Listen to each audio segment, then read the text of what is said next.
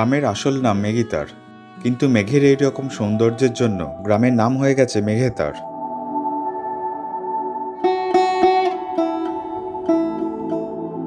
এখন বসে আছি মেঘিতার পার্কে।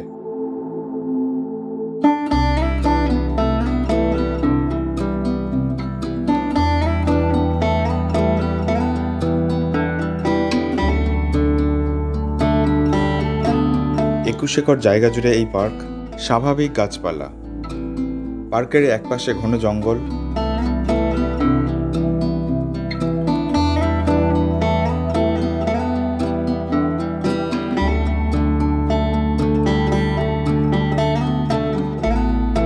পার্কে লোকজন খুব কম আসেন। শুধু 25শে ডিসেম্বর থেকে 1লা জানুয়ারি নাগাদ পিকনিক করতে অনেক পাহাড়বাসী আসেন।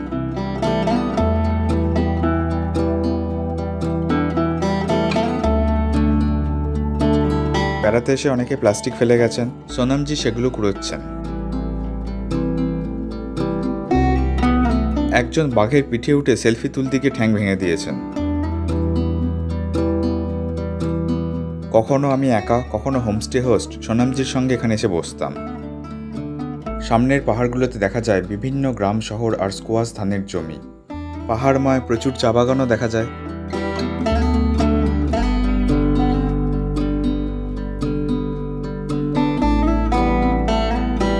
মেয়ে গেলে জ্যাকেট পরে নিতাম, বেশি খিদে পেলে হোমস্টের দিকে পা বাড়াতাম। কেউ দেখুক বা না দেখুক, মেঘের বৈচিত্র্যময়তা চলতেই থাকত।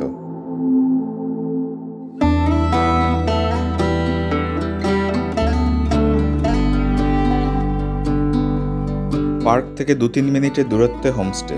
হোমস্টের সামনে পার্কের বিশাল পার্কিং লট। হোমস্টে অনেকটা জায়গা জুড়ে, ভিতরে অর্কিড সহ শাকসবজির বাগান আছে। টার্কি, করকনাথ সহ অন্যান্য মুরগি, খরগোশ আরও অনেক কিছু আছে।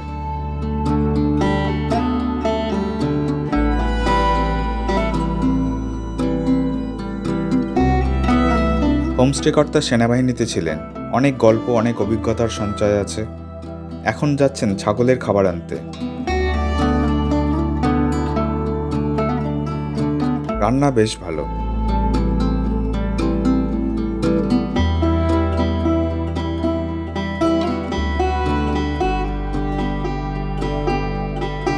হোমস্টের পিছনের পাহাড়টাই দার্জিলিং। দার্জিলিং শহর আর অনেক চা বাগান, গ্রাম শহর দেখা যাচ্ছে। রাত্রের সৌন্দর্য দেখলে চোখের পলক ফেলা যায় না।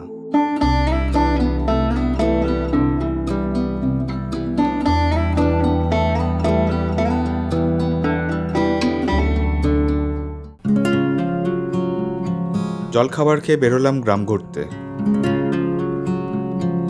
এখানে রাস্তার একদিকে চা গাছ, আরেকদিকে এলাচ বাগান। মেঘিতার তথা বিজনবাড়ি স্কোয়াশের জন্য বিখ্যাত। এখানকার স্কোয়াশ পাহাড়ের সমস্ত বাজার সহ কলকাতাতেও রপ্তানি হয়। স্কোয়াশ গাছের সবুজ মাচা গ্রামের সৌন্দর্য আরও বাড়িয়ে দিয়েছে। বর্ষাকাল বাদে মেঘিতারে সারা বছর আসা যায়, তবে সেপ্টেম্বর থেকে নভেম্বরের মধ্যে এলে গ্রামের এই রকম সবুজ শোভা দেখতে পাওয়া যায়। মেয়েতে স্কোয়াশ গাছ ছোট থাকে, কিন্তু সৌন্দর্য সবসময়ই সুন্দর।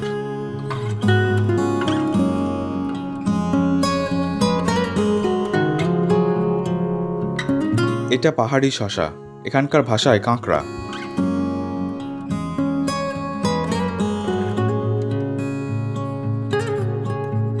ঘরের মধ্যেই মৌচাক করেছে।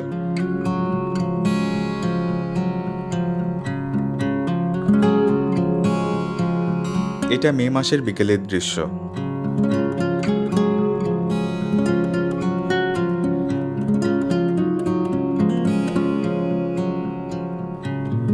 আমি যে কদিন মেঘিতারে ছিলাম, রোজ সকাল বিকেল একবার করে এই পার্কে আসতাম। আজ গিয়ে দেখি একটা মিউজিক ভিডিও শুটিং হচ্ছে।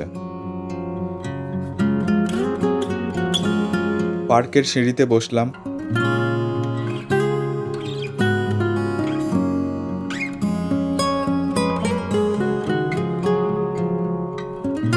ওপরে একটা মন্দির আছে। এরপর মার্চে যখন আবার এসেছিলাম, এটা সেই সময়ের। এটা পুরনো মন্দির।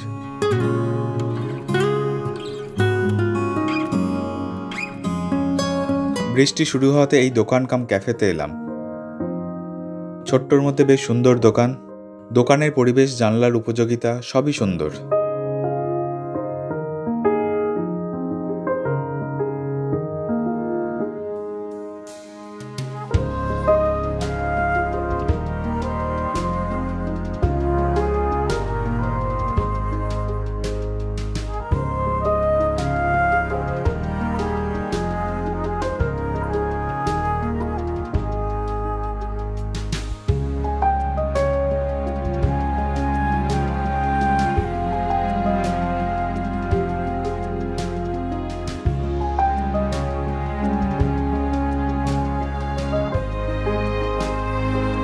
কয়েক ঘন্টা পরে হোমস্টেতে ফিরে এলাম।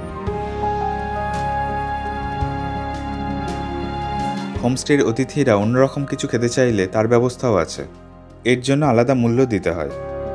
Spring roll, dragon chicken, dry chilli chicken, আরও অনেক কিছুই হতে পারে। আরেকদিকে রাত্রে চিকেন কারি রান্না হচ্ছে।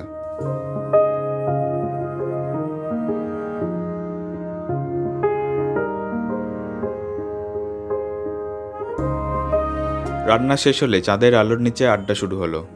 আমার পূর্ব পরিচিত কয়েকজন গ্রামবাসীও এসেছেন।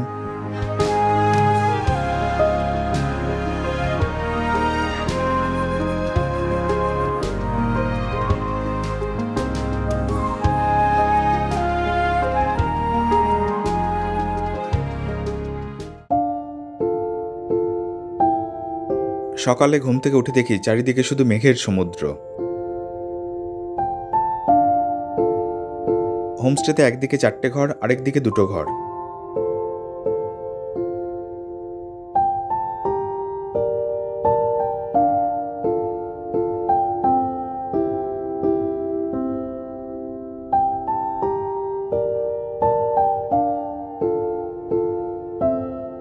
থাকা খাওয়ার খরচ জনপ্রতি 1400 টাকা, আর নতুন ঘরগুলোয় জনপ্রতি 1500 টাকা।